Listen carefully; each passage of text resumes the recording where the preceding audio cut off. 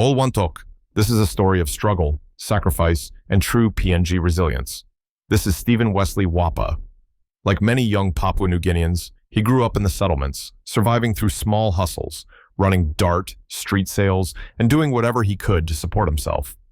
In 2019, Steven completed his final year at Unitech. He was offered a good job by a major mining company, something many dream of.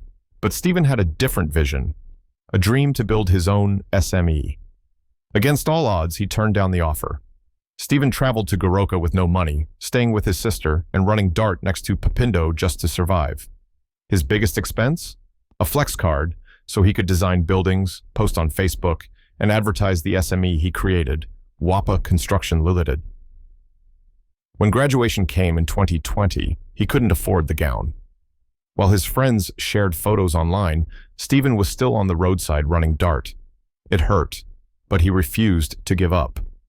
Fast forward 5 years. Wapa Construction is now completing real projects across PNG.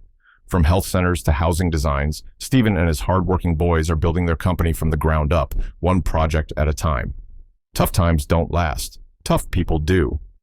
As Sylvester Stallone once said, it's not about how many times you get hit, but how many times you can get hit and keep standing back up.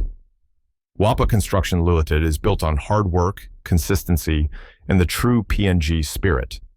From design to construction to project management, we are committed to quality and to serving our people. Stay consistent, stay focused, keep believing, your breakthrough will come.